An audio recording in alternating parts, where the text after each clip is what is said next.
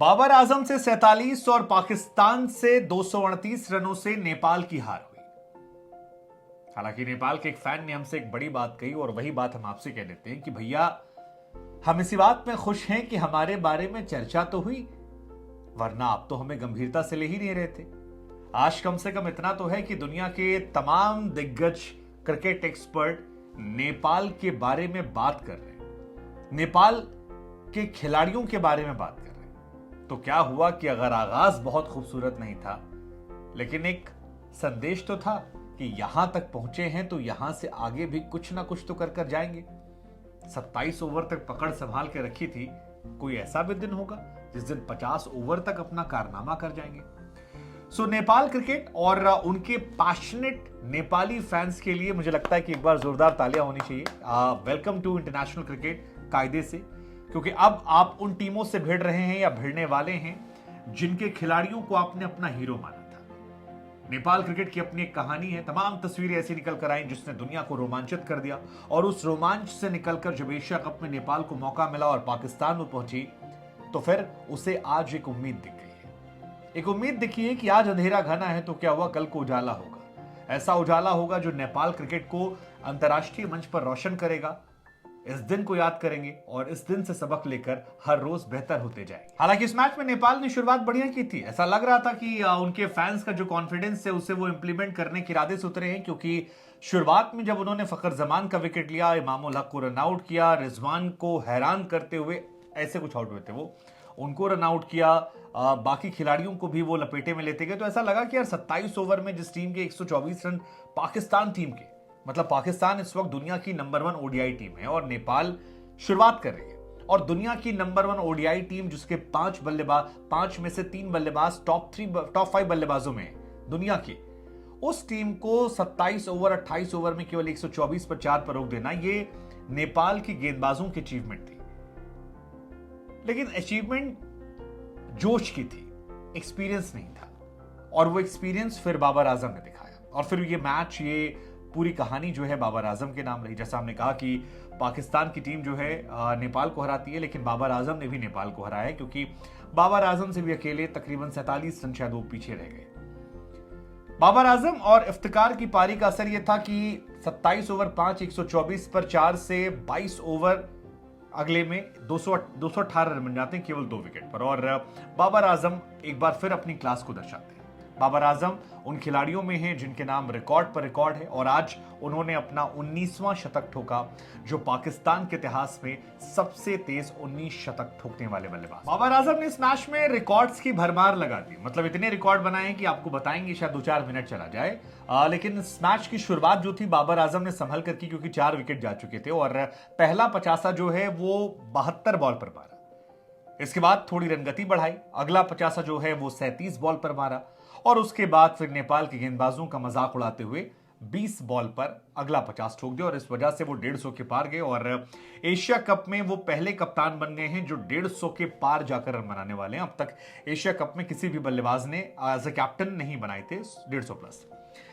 उनका साथ निभा रहे थे चिचा इफ्तिमेनिया वाले। उनका अलग स्वैग चलता है, जिस मैच में चलते हैं फिर वो भी चलते हैं। 71 बॉल में उन्होंने 109 रन बनाए, नॉट आउट लौटे और अपने अंतर्राष्ट्रीय करियर में आज पहला शतक मारा। लेकिन उस शतक की कहानी को बाबर आजम ने थोड़ा सा दबा दिया, क्योंकि बाबर आजम आज के टाइम में पाकिस्तान में 3rd प्लेयर हैं जो सबसे ज्यादा शतक लगा चुके हैं। बाबर आजम से ऊपर सिर्फ 3 खिलाड़ी, और वो तीनों खिलाड़ी पाकिस्तान ही नहीं बल्कि दुनिया के क्रिकेट के one of all time greatest में आते हैं। बाबर आजम के फिलहाल 31 शतक हैं, उनसे आगे हैं इंजमामुल हक, जिन्हें आप दुनिया का सबसे बेस्ट मिडिल ऑर्डर बैट्समैन कहते थे। 35 शतक उनके नाम है, और हम सब जानते हैं, कई बार सहवाग भी कह चुके हैं कि इंजमाम से अच्छा मिडिल ऑर्डर बैट्समैन कोई दुनिया में नहीं था। तेंदुलकर का लोग जिक्र करते हैं, लेकिन तेंदुलकर को हम ओपनिंग बैट्समैन मानते हैं, तो मिडिल ऑर्डर बैट्समैन में उनसे बेहतर कोई भी नहीं है। उसके ऊपर नाम आता है पाकिस्तान की एक और वन ऑफ द ग्रेटेस्ट का, मोहम्मद यूसुफ, जिनके नाम एक साल टेस्ट ईयर में सर्वाधिक रन बनाने का रिकॉर्ड है, और वो तब का रिकॉर्ड आज से नहीं टूटा, 39 शतक। और उसके ऊपर है पाकिस्तान के again one of the greatest Younis Khan, जिन्होंने 41 शतक मारे थे। लेकिन डिफरेंस क्या है, बाबर 288 इनिंग में इतना बनाते हैं, तो बाकी बल्लेबाजों की इनिंग जो है वो बहुत अंतर। जैसे कि इंजमाम ने 547 इनिंग में 35 शतक मारे थे, बाबर ने केवल 288 खेली है। उन्होंने सईद अनवर के रिकॉर्ड की बराबरी की। 31 शतक सईद अनवर के नाम भी थे 335 पारी में। हालांकि अनवर के दौर आज के दौर में अंतर, और कई बार यह भी आरोप लगता है कि अनवर जिन टीमों के खिलाफ परफॉर्म करके आए थे वो टीमें ज्यादा बेहतर, ज्यादा बड़ी टीमें थी। अभी भी पाकिस्तान में बहुत सारे सीनियर खिलाड़ी ऐसे हैं जो अनवर को ऑल टाइम ग्रेटेस्ट खिलाड़ी मानते हैं पाकिस्तान के, कि उनसे अच्छा ओपनर पाकिस्तान ने नहीं देखा।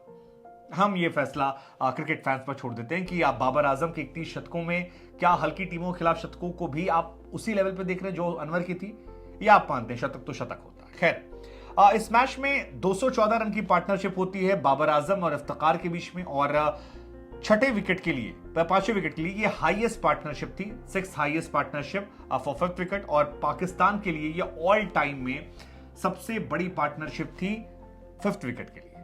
तो पाकिस्तान के लिए आज ये भी एक बड़ा रिकॉर्ड बना कि सब सर्वाधिक बड़ी पारी, ओवरऑल भी छठे नंबर पर पहुंच गए। तो इससे पहले ये भी शानदार था। इफ्तिकार ने शतक मारा, ये भी अपने आप में एक बड़ा रिकॉर्ड। इफ्तिकार अहमद ने शतक मारा तो ओनली 5th और 6th पाकिस्तानी प्लेयर वो बने जिसने 6 नंबर पर आकर शतक मारा है। 5th पाकिस्तानी शायद वो है। लास्ट टाइम ऐसा किसी ने किया था तो वो 2014 में था। उमर अकमल उस खिलाड़ी का नाम था जिससे लोग विराट कोहली से उस दौर में तुलना करते थे। उमर अकमल कहां पर है बता दें।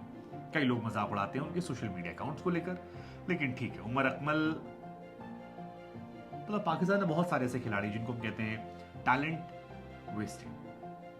मोहम्मद आसिफ, मोहम्मद आमिर, उमर अकमल, गॉड नोस और कौन।